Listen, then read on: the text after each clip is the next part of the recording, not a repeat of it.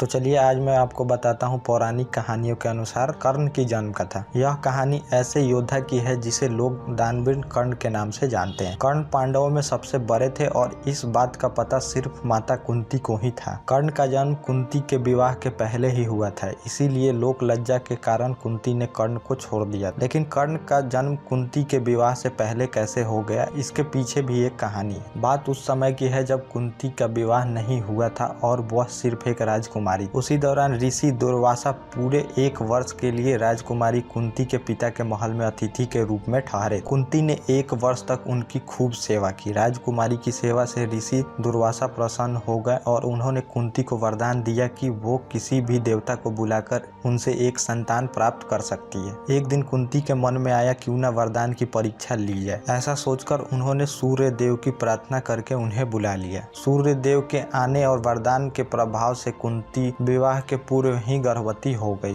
कुछ समय बाद उन्होंने एक पुत्र को जन्म दिया जो सूर्य देव के समान ही प्रभावशाली था। साथ ही जन्म के समय से ही उस शिशु के शरीर पे कवच और कुंडल थे। कुंवारी अवस्था में पुत्र प्राप्ति के कारण लोक लज्जा से डर गई कुंती और कुंती ने उसे एक डिब्बे में बंद करके नदी में बहा दिया। बक्सा एक सारथी और उसकी पत्नी को मिली जिनकी कोई संतान नहीं।